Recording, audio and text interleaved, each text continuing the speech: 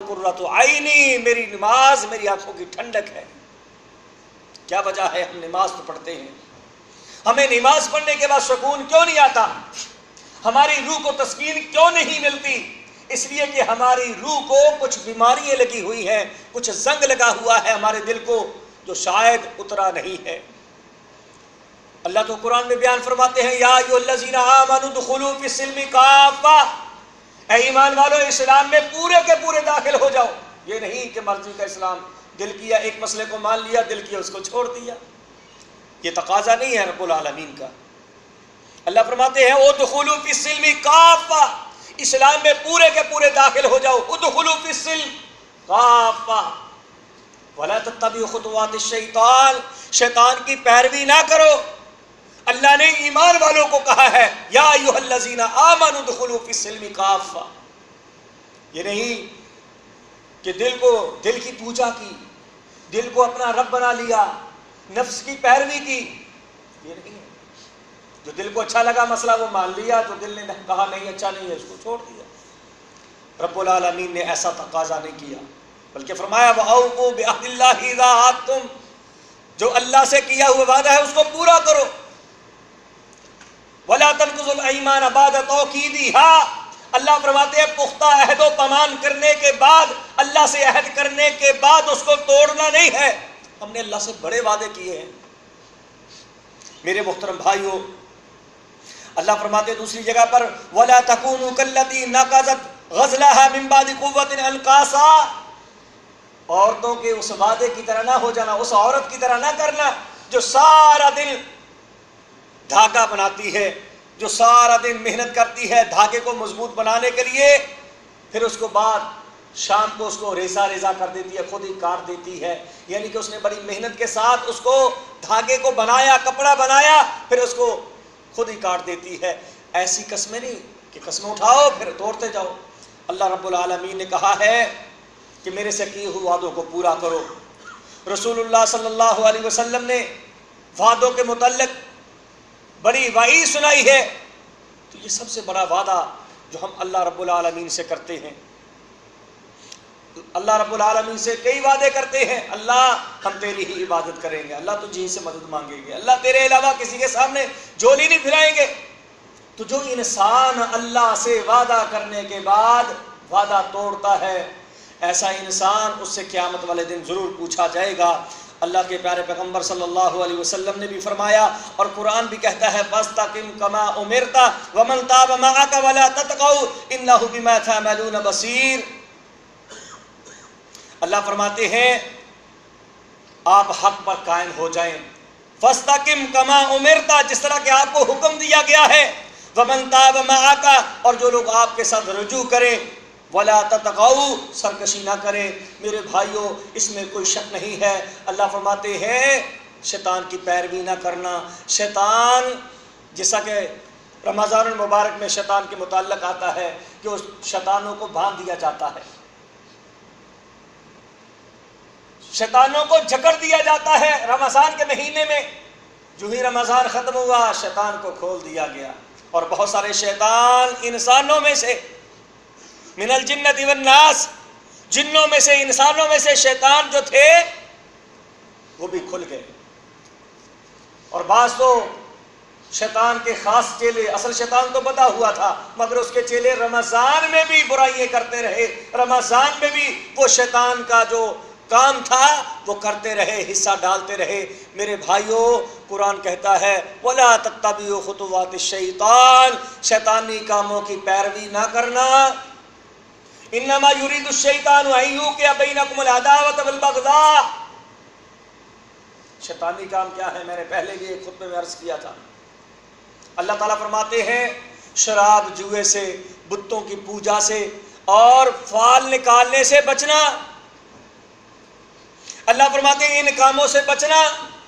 یہ کام کیا ہے؟ یہ شیطانی نپاک شیطانی کام ہے، رجس من عمل الشیطان فاجتنبوہ، ان سے بچو۔ جو ہی رمضان ختم ہوا مسلمان سمجھتے ہیں، ہمارے میں سے بعض مسلمان یہ سمجھتے ہیں کہ ہم آزاد ہو گئے، اب جو چاہیں کریں، بس رمضان میں نیکی کرنی ہے، نیک اعمال ہم نے رمضان میں کرنے ہیں۔ رمضان ختم ہوا تو عیاشی، فحاشی، عریانی ہر طرف آزادی ہی آزادی ہے۔ اللہ فرماتے ہیں نہیں، فَاجْتَنِبُوهُ، ان چیزوں سے بچو، لَعَلَّكُمْ تُفْلِحُونَ، تاکہ تم کامیاب ہو جاؤ۔ إِنَّمَا يُرِيدُ الشَّيْطَانُ أَن يُوقِعَ بَيْنَكُمُ الْعَدَاوَةَ وَالْبَغْضَاءَ فِي الْخَمْرِ وَالْمَيْسِرِ وَيَصُدَّكُمْ عَن ذِكْرِ اللَّهِ وَعَنِ الصَّلَاةِ فَهَلْ أَنْتُم مُّنتَهُونَ۔ اللہ فرماتے ہیں یہ شیطان کیا کام کرتے ہیں؟ تم کو اللہ کے راستے سے روکتے ہیں، اللہ کے ذکر سے روکتے ہیں، نماز سے روکتا ہے شیطان۔ کیا تم رک جاؤ گے؟ یہ قرآن کہتا ہے وَأَطِيعُوا اللَّهَ وَأَطِيعُوا الرَّسُولَ وَاحْذَرُوا، اللہ اور اس کے رسول کی اطاعت کرو اور ڈرو۔ شیطان کی پوجا کرنے سے، شیطان کی پیروی کرنے سے، شیطانی کاموں کے پیچھے چلنے سے بچو۔ یہ اللہ تعالیٰ فرماتے ہیں تاکہ تم کامیاب ہو جاؤ۔ میرے محترم بھائیوں، رسول اللہ صلی اللہ علیہ وسلم کے زمانے میں بعض شیطانی کام تھے، چلتے تھے، لوگ ان پر عمل بھی کرتے تھے، لیکن اسلام نے ہمیں پاکیزہ سے اصول دیے۔ جو چیزیں جائز تھیں ان کو جائز قرار دیا۔ فرمایا ان الحلال بین والحرام بین، حلال و حرام واضح ہے۔ وبینما مشتبہات، حلال اور حرام کے درمیان میں کچھ مشابہ چیزیں ہیں، مشابہت والی ہیں۔ فرمایا واتقوا الشبہات، شبہات والی مشابہ والی چیزوں سے بچو۔ رسول اللہ صلی اللہ علیہ وسلم نے فرمایا حرام حلال واضح ہیں۔ اسی طرح ہم دیکھتے ہیں جو ہی رمضان ختم ہوا، مسلمان رمضان کا حیا کرتے ہیں، اہل ایمان حیا کرتے ہیں، اور حیا ایمان میں سے ہے، حیا کا ہونا ایمان میں سے ہے۔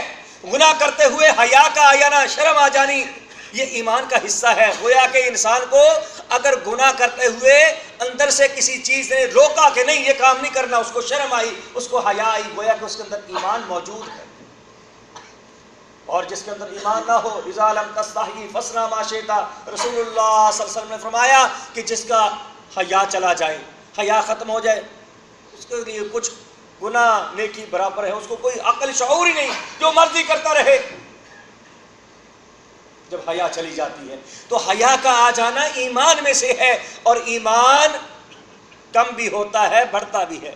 جب ایمان والوں کے پاس اللہ کا قرآن پڑھا جاتا ہے، اللہ کا ذکر کیا جاتا ہے، تو ان کا ایمان زادتہم ایمانا، ان کا ایمان بڑھ جاتا ہے۔ نیک مجلسوں میں بیٹھنے سے ایمان بڑھ جاتا ہے، اور جیسے جیسے وہ گناہوں کے قریب جاتے ہیں، گناہ والے کام کرتے ہیں، ان کا ایمان کم ہوتا جاتا ہے۔ تو شیطان جو ہے وہ انسان کو کوشش میں لگا رہتا ہے کہ شیطانی کاموں میں، بے حیائی کے کاموں میں اس کو الجھا دے، اور جیسے ہی رمضان ختم ہوا شیطان اپنے چیلوں کے ساتھ دنیا میں پھیل جاتے ہیں، اور یہ انسان کو ورگلاتے ہیں، اور اس کے دل میں وہ چیزیں جو اللہ کو ناپسند ہیں، رسول اللہ صلی اللہ علیہ وسلم کو ناپسند ہیں، ان کو مسلمانوں کے، مومنوں کے دلوں میں اس کی محبت پیدا کرنے کی کوشش کرتے ہیں۔ رسول اللہ صلی اللہ علیہ وسلم نے فرمایا اما میرا الشیطان فی بیت رسول اللہ صلی اللہ علیہ وسلم۔ ایک دفعہ حضرت عائشہ صدیقہ رضی اللہ عنہا بیان فرماتی ہیں کہ ابو بکر صدیق رضی اللہ عنہ تشریف لائے، اور میرے پاس اس دن چند نوخیز چھوٹی عمر والی بچیاں تھیں انصار کی، جو اشعار پڑھ رہی تھی۔ حقیقت میں وہ گانا گانے والی نہیں تھی، چند بچیاں تھیں، اور وہ میرے پاس اشعار پڑھ رہی تھی جنگ والے۔ اتنے میں ابو بکر صدیق رضی اللہ عنہ آئے، اور وہ عید کا دن تھا۔ انہوں نے کہا، آتے ابو بکر صدیق رضی اللہ عنہ نے فرمایا کیا رسول اللہ صلی اللہ علیہ وسلم کے گھر میں شیطانوں کی آواز گونج رہی ہے؟ حالانکہ وہ گانا گانے والی نہیں تھی، انصار کی چھوٹی چھوٹی بچیاں گا رہی تھی، اور ایک جنگ کے اشعار گا رہی تھی۔ تو ابو بکر صدیق رضی اللہ عنہ نے کہا کہ رسول اللہ صلی اللہ علیہ وسلم کے گھر میں یہ آوازیں، شیطان کی آوازیں گونج رہی ہیں۔ تو رسول اللہ صلی اللہ علیہ وسلم بھی ساتھ ہی تھے۔ آپ نے فرمایا یا ابا بکر ان لکل قوم عیدا وھذا عیدنا، ہر قوم کی ایک عید کا دن ہوتا ہے، اور آج ہمارا عید کا دن ہے۔ اس حدیث سے بعض لوگ کہتے ہیں دیکھو وہ بچیاں تو گا رہی تھی، جبکہ اگلی روایت میں آتا ہے رسول اللہ صلی اللہ علیہ وسلم، جو صحیح مسلم میں روایت موجود ہے، فرمایا وہ دف بجا رہی تھی۔ دف ڈھول کی آدھا حصہ ہوتا ہے، ڈھول کے دونوں طرف چمڑا لگا ہوتا ہے جبکہ دف کے ایک طرف ہوتا ہے. ڈھول کو رسول اللہ صلی اللہ علیہ وسلم نے منع فرمایا، حرام قرار دیا، جس طرح کہ آگے روایت آ رہی ہے.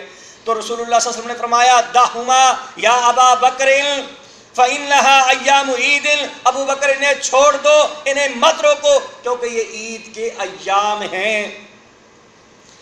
عید کے دنوں میں ان چیزوں کی رخصت ملتی ہے کہ انسان شریعت کے اندر رہ کر کچھ ایسی کھیلیں کھیل سکتا ہے، ایسی جس طرح کہ ہم ملی نغمے سنتے ہیں، یا ہم میوزک کے بغیر، یا ہم اسی طرح قومی ترانے سنتے ہیں.